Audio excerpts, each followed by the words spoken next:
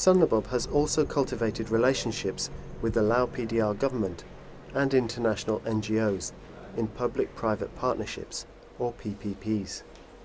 Buathet Malaikem works for the Ministry of Energy. If they have 2 or 3 companies to do the business as Sunlabob in Laos, I believe that the government of Laos are more happy, because if the local people just waiting the assistance from the government, it may take some time. One of the things that I think is happening now is that utilities are realizing that there is a place for this kind of a technology. We see the governments are rapidly accepting the ideas of the private companies being able to do this job better than the government can. The village of Nam Kha is an example of public-private partnership. It's a 12-hour drive into the mountains north of the capital. Here, Sunlabob is in partnership with the government and an international NGO. And together they have established an independent grid which provides electricity to the whole village. So we become here a private energy provider, the utility for remote areas. Our approach is selling kilowatt hours according to the needs of the people. This is from Sunlabob. The red stamp shows that you've been paid. Okay. How much? Almost $2.5 per month. A month? Yes. If I can charge that in Uganda, because for us we are paying $30 to $40 a month, lights only. We're going to make money in Uganda. I look forward to see that. เขาจะเห็นได้ว่าเขาเจ้าได้เก็บกำข้อมูลจากระบบของไทยเฮาส่วนหลงหลายเนาะตัวอย่างเช่นแรมซี่เนาะแรมซี่แม่นเราถามเกี่ยวกับระบบรวมทั้งหมดเช่นระบบเขื่อนน้ำตกขนาดน้อยแบบผสมผสานสิมีโซล่ามีจักรไฟฟ้าแล้วก็มีเขื่อนผสมผสานอยู่น้ำกะเนาะ At Nam Kha, Sunlabob has set up a full village grid through a unique combination of hydro, solar and diesel generator. Synchronizing these different energy sources has been a technical challenge, for which they've received international acclaim. Now the grid has been up and running since 2006 without a hitch, bringing 24-hour electricity to about 200 households. Just like in the city, they can run any appliance from televisions or cookers to power tools for work. Some business here, such as carpenter, if he had work, he can do all his work in daytime. It depends on the usage also, but average it's 6 hours per day. Right. People in remote areas need AC electricity and they want to have it 24 hours a day. We as an energy provider, this is what we have to provide. From the powerhouse, yeah, we have from hydro powers like 12 kilowatt hours, and we form the genset 16 kilowatt hours, and solar energies also contribute 1.6 kilowatt hours for this. Several years ago, the Chinese government built a dam and a hydroelectric turbine here, as part of a deal to gain mining rights in the nearby mountains. But once they left, it fell into disrepair. Okay, here is the broken dam. So Sunlabob come with the new ideas to renew the dam. The waters here will lead to our powerhouse, which I will show you right now. Right, okay, so you have to... We are responsible for the movable assets. We come in with the generator, with the turbine, with all these generating devices. The public side is responsible for public infrastructure, for example, the dam and the intake channel. So this is the second stage that we continue from the dam that I show you. Here is like a tank that is deep, like 3 meters. This water is channeled down to the turbines.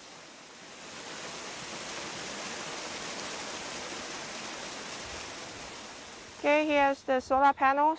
This contribute 1.6 kilowatt hours for the powerhouse. Sometimes the dam will not provide enough of water to power the electricity, so we have to have a substitute. If we turn right, we will see the powerhouse here.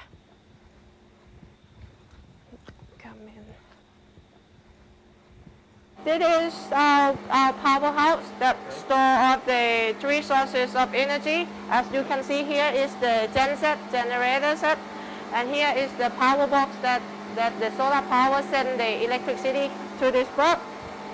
And here is the turbines that generate the power from the water source. Rural electrification as a private energy provider means also we have to provide the material, we have to do the installation, but we also have to do capacity building. We have to train them how they can make money with this electricity. So this is private-public partnerships. We, as an energy provider, our core business is providing electricity. Our core business is not train the people, do capacity building, set up the whole value chain. This can't be. This is why we have to come together with a public partner. Here, the Lao CEO of Sunlabob is meeting with villagers to discuss income-generating potential in the village. A representative from Swiss NGO Helvetas is here also, as they are providing the technical expertise. And a local politician is also here, showing government support. Between 1986 and 1998, 63 small village hydro plants were installed by the Chinese government in exchange for mining concessions. With limited maintenance, 40 of those units have now broken down, so this method has great potential for future public-private partnerships. So this is also what the public side realized now. Forming private-public partnership is the only successful way, also in terms of financial input, for mutual leverage, for efficient funding. Many investment bodies think the risk is too great and won't consider entering into business here. But one of the leading social development institutions in the world, Dutch development bank FMO, seeks out such investment possibilities. Arno de Vet works for FMO. We give very long loans in countries where normally commercial banks don't want to invest.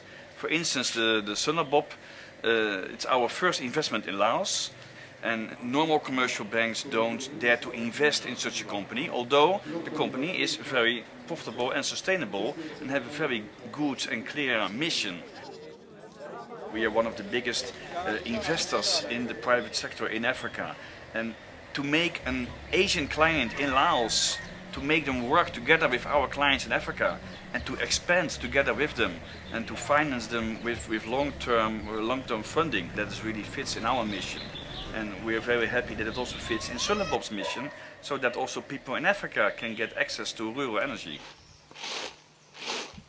What I'm certain of, Laos is not so much different from Uganda. The rural setup, I'm certain, is the same. So, except the knowledge, how has Sunlabob been so successful in this? In the last 3 years, Sunlabob has gained significant international recognition, winning a string of international prizes for their work, culminating in 2007 with the prestigious first prize in the Ashton Awards for Sustainable Energy. Evidently, FMO aren't alone in thinking the business model is highly exportable. One of the nice things about the type of model that is being developed at Sunlabob is it has a wide utility around the world. Almost any place has the same types of problems in terms of implementing rural energy. The fact that it's being done in Laos indicates that it can be done in Asia for sure, and the concept is one which is universally applicable for the kind of context where you have a lot of villagers living in a fairly compact area that can be serviced by professionals at a reasonable expense.